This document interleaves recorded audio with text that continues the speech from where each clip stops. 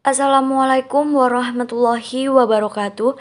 Kami dari kelompok 1 akan mempresentasikan tentang 4 keterampilan berbahasa Indonesia, tugas mata kuliah Bahasa Indonesia. Sebelumnya, perkenalkan kami kelompok 1 yang beranggotakan. Pertama ada Andri Dwi Marsanda dengan NIM 215221-250. Yang kedua ada Devi Puspitasari Husnul Latifah dengan NIM 215221-257. Selanjutnya ada yang ketiga Riko Setiawan dengan NIM 215221-273. Yang keempat ada saya sendiri Tina Fatkur Rahmah dengan NIM 215221-278. Yang terakhir yang kelima ada Adi Paramesti dengan NIM 215221-280. Kami dari kelompok 1 telah membagi 3 subbagian. Yang pertama ada pengertian keterampilan berbahasa, yang kedua ada manfaat keterampilan berbahasa, dan yang ketiga ada aspek-aspek keterampilan berbahasa. Menginjak yang pertama yaitu pengertian keterampilan yang berbahasa. Dalam Kamus Besar Bahasa Indonesia, keterampilan adalah kemampuan seseorang memakai bahasa untuk mempergunakan bahasanya dengan baik. Dalam berbahasa diikutkan 2 hal kemampuan, yaitu kemampuan berbahasa lisan untuk menyampaikan pesan dan kemampuan berbicara melalui tulisan aktivitas menulis, dan kemampuan memahami, menafsirkan, dan menerima pesan yang baik yang nanti disampaikan secara lisan melalui kegiatan menyimak maupun tertulis melalui kegiatan membaca. Secara umum, keterampilan berbahasa adalah kemampuan pembicara atau penulis menyampaikan pesan melalui lambang bunyi dalam kurung huruf kepada pendengar atau pembaca. Keterampilan berbahasa yang baik dan sesuai tujuan dalam berkomunikasi yaitu komunikatif. Selain berbahasa secara komunikatif, sering juga dikatakan kreatif komunikatif atau berkomunikasi kreatif. Berkomunikasi kreatif adalah memiliki daya cipta atau kemampuan untuk menciptakan suasana komunikasi yang nyaman. Presentasi selanjutnya akan disampaikan oleh rekan saya. Untuk slide berikutnya yaitu berkaitan dengan manfaat keterampilan berbahasa. Manfaat keterampilan berbahasa yaitu yang pertama, keterampilan berbahasa bermanfaat dalam melakukan interaksi komunikasi dalam masyarakat.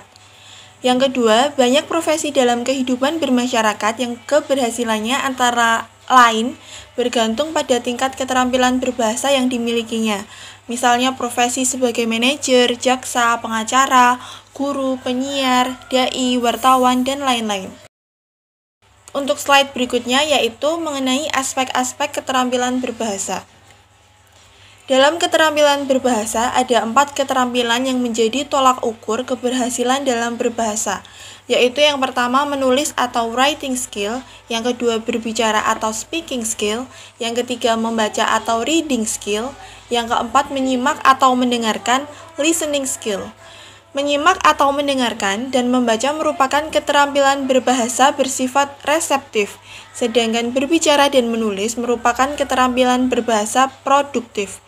Reseptif ialah pola dasar atau acuan untuk sebuah proses hingga menghasilkan produk, sedangkan produktif itu sendiri hasil dari proses yang berdasar dari pola atau acuan tersebut. Mendengarkan atau menyimak. Mendengarkan adalah keterampilan memahami bahasa lisan yang bersifat reseptif. Istilah mendengarkan atau menyimak berbeda dari istilah mendengar. Meskipun sama-sama menggunakan alat pendengaran, mendengarkan berbeda dengan mendengar. Sementara pada kegiatan mendengarkan terdapat unsur-unsur kesengajaan, dilakukan dengan penuh perhatian dan konsentrasi untuk memperoleh pemahaman yang memadai. Menyimak adalah suatu proses yang meliputi mendengarkan bunyi bahasa, mengidentifikasi, menafsirkan, mengevaluasi, dan menanggapi makna yang terkandung dalam tuturan. Sedangkan mendengarkan adalah proses memahami pesan yang disampaikan melalui bahasa lisan. Ada 2 situasi keadaan dalam keterampilan menyimak, yaitu 1. Mendengarkan secara interaktif, 2. Menyimak secara non-interaktif. Berikut ini adalah keterampilan-keterampilan mikro yang terlibat ketika kita berupaya untuk memahami apa yang kita dengar, yaitu pendengar harus 1. Menyimpan atau mengingat unsur bahasa yang didengar menggunakan daya ingat jangka pendek atau short term memory. Yang kedua yaitu berupaya membedakan bunyi-bunyi yang membedakan arti dalam bahasa target.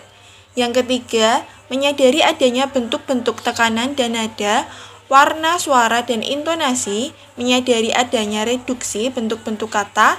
Yang keempat yaitu membedakan dan memahami arti kata-kata yang didengar.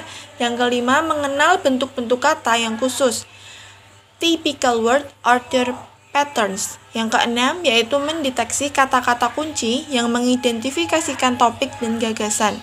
Yang ketujuh yaitu menebak makna dari konteks.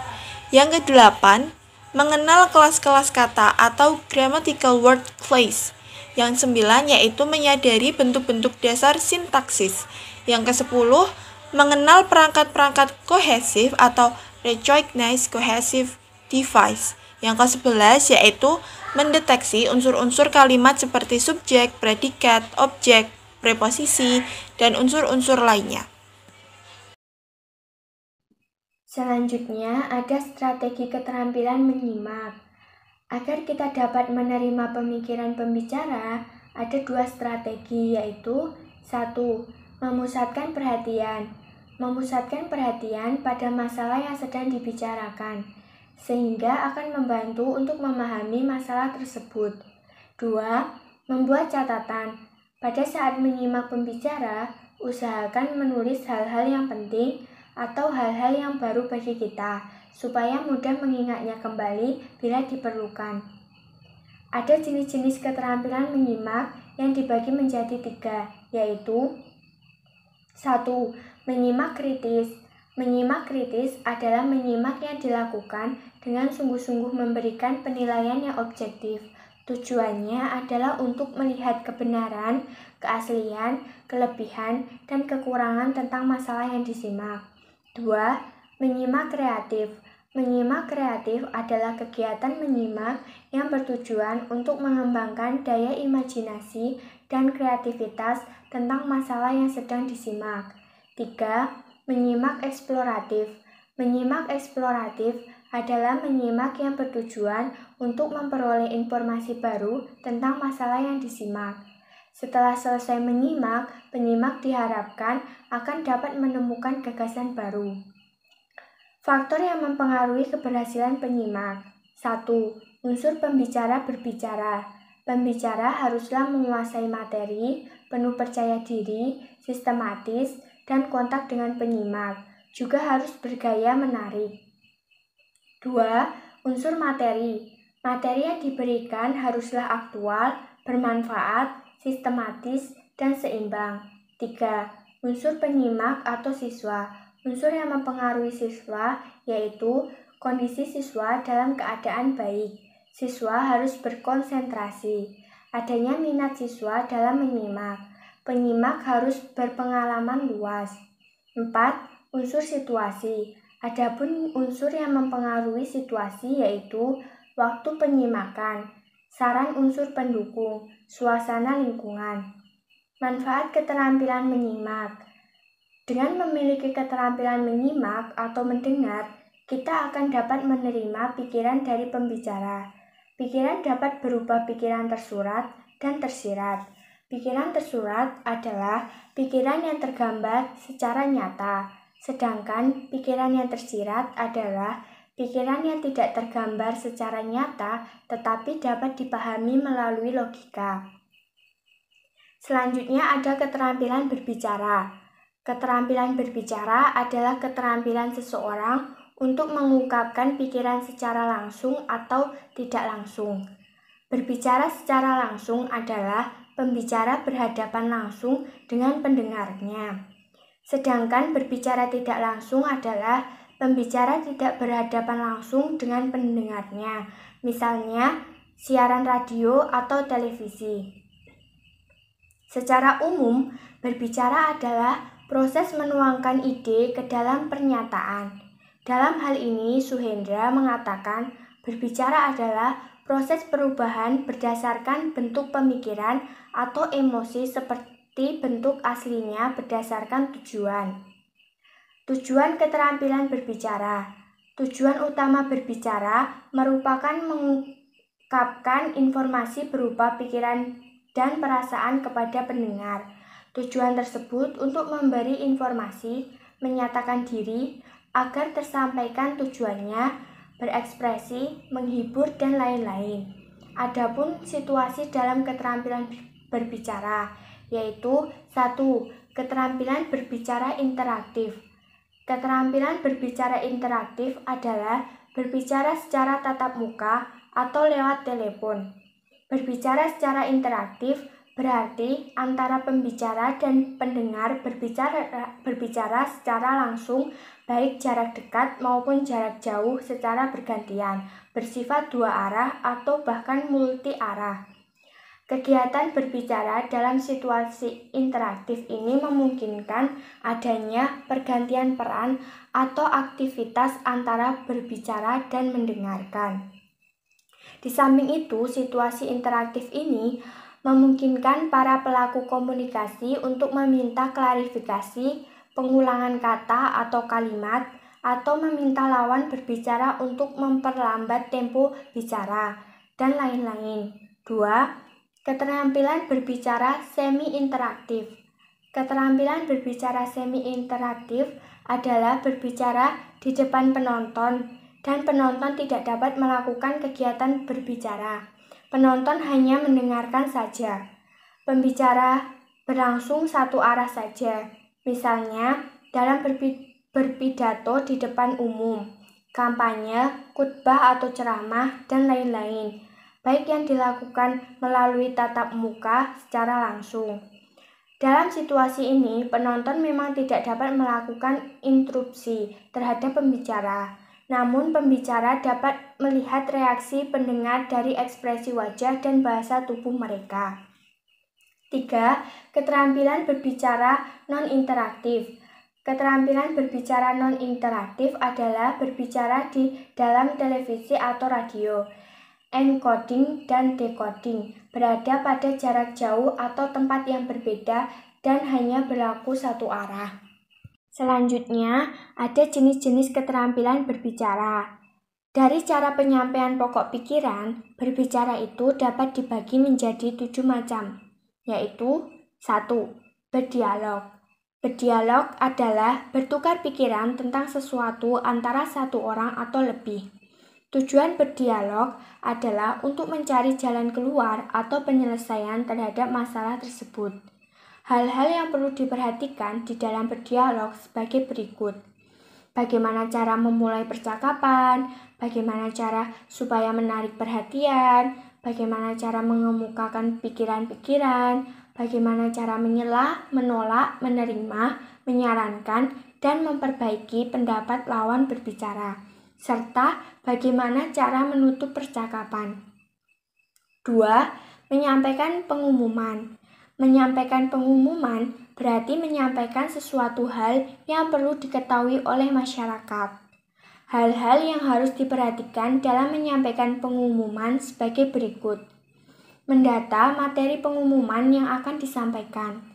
Urutan materi pengumuman yang akan disampaikan. Tekanan kata atau intonasi kalimat yang sesuai, serta penampilan yang menarik. 3. Bercerita. Bercerita ialah menyampaikan kisah atau cerita kepada orang lain. Bercerita ini sering dijumpai pada zaman dahulu. Ayah atau ibu, nenek atau kakek bercerita sambil menidurkan anak atau cucunya. Tujuannya adalah untuk menyampaikan nilai pendidikan, kebenaran, sopan santun, dan yang berhubungan dengan budi pekerti yang baik. Hal-hal yang perlu diperhatikan dalam bercerita sebagai berikut. Mengetahui tingkat kemampuan audiens atau pendengar. Menguasai materi cerita. Menyampaikan gaya bercerita sesuai dengan yang diinginkan pendengar. Menjelaskan pesan-pesan yang terdapat di dalam cerita. Serta menjawab pertanyaan pendengar jika ada yang bertanya. 4. Pidato. Pidato ialah berbicara untuk menyampaikan pikiran, perasaan, atau kemauan dari seseorang kepada sekelompok orang. Pidato ialah menyampaikan pikiran secara lisan di depan penonton atau pendengar. 5. Berdiskusi. Diskusi adalah berbicara untuk bertukar pikiran mengenai suatu masalah. Diskusi merupakan pertemuan ilmiah yang paling sederhana dan sering sekali diskusi diadakan tanpa panitia dan tanpa direncanakan untuk membicarakan sesuatu yang belum ada jalan keluar atau penyelesaiannya. Namun, diskusi sudah dianggap salah satu jalan untuk menyelesaikan persoalan. 6. Wawancara. Wawancara adalah berbicara untuk mengajukan pertanyaan-pertanyaan kepada seseorang yang dianggap mengerti tentang sesuatu. Tujuannya adalah untuk mengetahui secara terperinci tentang masalah yang diinginkan. 7. Musyawarah. Musyawarah adalah berbicara dalam satu pertemuan yang bertujuan untuk mengambil keputusan yang tepat. Dalam musyawarah, keputusan dapat diambil secara aklamas, disetujui secara bersama-sama, dan voting berdasarkan suara terbanyak. Hal-hal yang perlu diperhatikan dalam musyawarah seperti berikut. Semua peserta musyawarah harus berpihak kepada kebenaran. Kebenaran yang ditawarkan dapat didukung oleh fakta nyata dan fakta logika. Keputusan harus didukung oleh semua orang. Pihak yang mayoritas atau menang harus mengayomi pihak minoritas atau yang kalah, dan sebaliknya yang minoritas harus mengakui yang mayoritas. Adapun langkah-langkah keterampilan berbicara yaitu 1. Mengucapkan bunyi-bunyi yang berbeda secara jelas sehingga pendengar dapat membedakannya. 2. Menggunakan tekanan nada serta intonasi secara jelas dan tepat sehingga pendengar dapat memahami apa yang diucapkan pembicara. 3. Menggunakan bentuk-bentuk kata, urutan kata, serta pilihan kata yang tepat. 4. Menggunakan register atau ragam bahasa yang sesuai dengan situasi komunikasi dan pelaku komunikasi atau hubungan antara pembicara dan pendengar. 5. Menyampaikan kalimat-kalimat utama dengan jelas bagi pendengar. 6. Berupaya mengemukakan ide-ide atau informasi tambahan guna menjelaskan ide-ide utama. 7. Berupaya agar wacana berpautan serta serasi sehingga pendengar mudah mengikuti pembicara. Manfaat keterampilan berbicara. Dengan memiliki keterampilan berbicara, kita akan dapat menyampaikan pikiran kita kepada para pendengar. Pikiran itu dapat diorganisasikan melalui sistematika atau kerangka sehingga dapat dipahami pendengar, baik arti tersurat maupun tersirat. Keterampilan membaca. Keterampilan membaca adalah memahami sistem tulisan atau huruf, suku kata, kelompok kata, kalimat, paragraf, dan teks atau buku, dan memahami arti makna yang terkandung di dalamnya. Kategori atau aspek yang dilihat dalam aktivitas membaca. Yang pertama, kategori sensoris, kesanggupan buat mengetahui lambang atau simbol tertulis. Yang kedua, kategori menanggapi atau perseptual adalah kesanggupan buat mengimpresentasikan yang dipandang menjadi lambang atau simbol. Yang ketiga, kategori penglihatan atau skemata, yaitu kesanggupan menggabungkan sumber bacaan dengan menggunakan sistem pemahaman dimiliki. Yang keempat, kategori berpikir, yaitu kategori berkaitan dengan keinginan dan upaya peningkatan aktivitas membaca. Dan yang kelima, kategori afektif, kategori mempunyai gaya atau makna yang menunjukkan perasaan ketika aktivitas membaca dilaksanakan. Keterampilan membaca diklasifikasikan menjadi dua, yaitu membaca permulaan. Membaca permulaan adalah kemampuan membaca permulaan ditandai oleh kemampuan melek huruf. Yang kedua, membaca lanjutan, yaitu kemampuan membaca ditandai oleh kemampuan melek wacana. Selanjutnya adalah keterampilan mikro yang terkait dengan proses membaca yang harus dimiliki pembicara. Yang pertama yaitu mengenal sistem tulisan yang digunakan, yang kedua mengenal kosakata, yang ketiga menentukan kata-kata kunci yang mengidentifikasikan topik dan gagasan utama, yang keempat menentukan makna kata-kata termasuk kosakata dari konteks tertulis, yang kelima mengenal kelas kata gramatikal seperti kata benda, kata sifat, dan sebagainya. Yang keenam, menentukan constitution dalam kalimat seperti subjek, predikat, objek, dan preposisi. Yang ketujuh, mengenal bentuk-bentuk dasar sintaksis. Yang kedelapan, merekonstruksi dan menyimpulkan situasi, tujuan-tujuan, dan partisipan. Dan yang terakhir yaitu menggunakan perangkat kohesif, leksikal, dan gramatikal guna menarik kesimpulan-kesimpulan. Jenis-jenis keterampilan membaca. Ada membaca dalam hati, yaitu membaca dalam hati ialah membaca tanpa suara. Yang selanjutnya membaca bersuara, yaitu membaca bersuara adalah membaca dengan bersuara. Tujuan membaca yaitu mencari informasi, memahami tentang satu masalah, memberikan informasi, membuat ringkasan, dan meningkatkan suatu karya sastra. Manfaat keterampilan membaca. Dengan memiliki keterampilan membaca, kita akan dapat menerima pikiran utama maupun pikiran penjelas dari apa yang kita baca. Materi selanjutnya yaitu keterampilan menulis. Secara umum, keterampilan menulis adalah kemampuan seseorang untuk mengungkapkan pikiran dengan bahasa tulis, sehingga tulisan itu menjadi sistematis dan dapat dipahami oleh pembaca. Henry Guntur Tarigan menyatakan bahwa menulis dapat dipahami sebagai kegiatan mengungkapkan gagasan atau ide dengan menggunakan bahasa tulis sebagai media transmisi. Klasifikasi keterampilan menulis dibagi menjadi dua, yaitu menulis permulaan dan menulis lanjutan. Menulis permulaan sesungguhnya identik dengan melukis gambar, dan menulis lanjutan sesungguhnya merupakan aktivitas curah ide, curah gagasan yang dinyatakan secara tertulis melalui bahasa tulis. Langkah-langkah keterampilan menulis. Yang pertama, menguasai ejaan bahasa Indonesia. Yang kedua, menguasai pembentukan istilah. Yang ketiga, menguasai bentuk kata. Yang keempat, menguasai pilihan kata.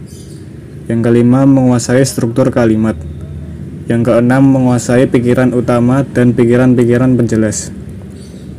Yang ketujuh, menguasai hubungan antara kalimat dan kalimat. Yang kedelapan, menguasai hubungan antara paragraf dan paragraf. Yang kesembilan, menguasai isi bagian pendahuluan, isi bagian isi, dan isi bagian penutup atau simpulan. Yang ke-10, menguasai perangkat-perangkat kelengkapan tulisan. Jenis-jenis tulisan dan manfaat keterampilan menulis. Yang pertama, karya sastra. Karya sastra adalah karya yang dibuat berdasarkan khayalan pengarang dan menggunakan bahasa tidak baku. Yang kedua, karya ilmiah. Karya ilmiah ialah karangan yang dibuat pengarang berdasarkan fakta dan menggunakan bahasa standar atau baku. Manfaat dari keterampilan menulis adalah dengan memiliki keterampilan menulis, kita akan dapat mengungkapkan pikiran dengan bahasa tulis, sehingga apa yang ada di dalam pikiran kita dapat kita ungkapkan dan bermanfaat bagi pembaca. Demikian presentasi dari kelompok kami. Jika ada salah kata dalam penyampaian materi, kami mohon maaf sebesar-besarnya. Billahi taufiq wal hidayah. Wassalamualaikum warahmatullahi wabarakatuh. Terima kasih.